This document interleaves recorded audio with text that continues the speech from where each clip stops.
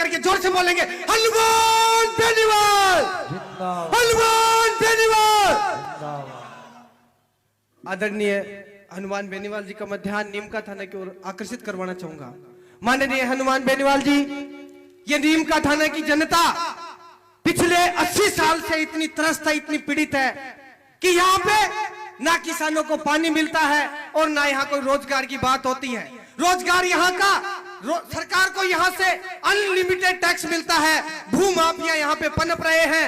38,000 hectare हमारे पास ऐसी भूमि है, पथरीले पहाड़ है, जहाँ पे हम पर्यटक स्थल बनाए तो लाखों लोगों को वहां रोजगार मिल सकता है, लेकिन यहाँ पे कोई ध्यान नहीं देता। हमारे पास कई बार बातें सामने आई है और हमने पहले भी आदरणीय हनुमान बेनीवाल जी को अवगत करवाने का काम किया है। जिस प्रकार से नीम का थाना में जो जल जीवन मिशन योजना है, उसका पानी नीम का थाना के तमाम बांधों तक पहुंचे, मैं आपका ध्यान आकर्षित करवाना चाहूंगा। जब अपनी सरकार आए राष्ट्रीय लोकतांत्रिक पार्टी की, तो नीम का थाना की जनता कम से कम पानी के लिए तो त्रस्त नहीं हो, रोजगार के लिए परेशान नहीं हो। और मैं आपको आश्वस्त करता हूं नीम का थाना की ये तमाम बुजुर्गों, नौजवान, मेरे युवा साथियों की तरफ से कि यहाँ पे जिस प्रकार से बारी बारी से कांग्रेस और भाजपा का जो राजस्थान में आता है, उसी प्रकार से नीम का थाना की धरती पे भी बारी बारी से कभी कांग्रेस कभी बीजेपी ये रिपीट होती रहती है बार बार। लेकिन इस बार हमें संकल्प लेना पड़ेगा कि नीम का थाना की धरती से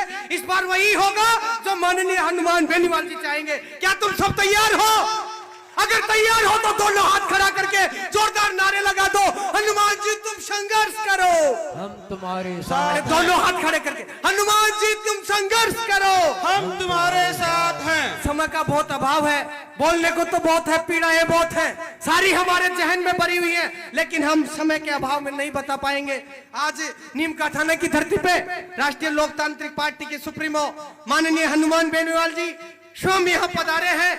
हम इस धरती की ओर से आपका हार्दिक अभिनंदन और स्वागत करते हैं। आप हमेशा बुजुर्गों की, नौजवानों की और 36 कौम की बात करते हैं। जब छात्र संघ चुनाव की बात आई थी, नौजवान साथियों का ध्यान आकर्षित करना चाहूंगा, जब नौजवान साथियों की बात आई थी, भाजपा और कांग्रेस बिलों में घुस गई थी, उस वक्त अगर किसी ने आवाज उठाई थी और नौजवानों के साथ यदि कोई खड़ा हुआ था, तो वह नागौर के सांसद हनुमान बेनीवाल जी ने 1 महीना अपना अमूल्य समय छात्रों के लिए खराब किया था। जब आर्मी के ऊपर बात आई थी, ये नई नई योजना उन्होंने निकाली थी, आर्मी की तैयारी करने वाले नौजवानों पे किसी ने अंगुली उठाई थी, तो उस वक्त यदि किसी ने आवाज उठाई थी अग्निवीरों के ये स्कीम के खिलाफ, यदि किसी ने आवाज उठाई तो वह नागौर के सांसद हनुमान बेनीवाल जी ने उठाई। इसको ही नूर को ये नीम का थाने की धरती तो क्या पूरे राजस्थान की धरती नहीं गंवाना चाहती। मैं अपने शब्दों को यही समाप्त करता हूं और सभी यहाँ पे जो हमारे अतिथि लोग पहुंचे, पार्टी के तमाम आला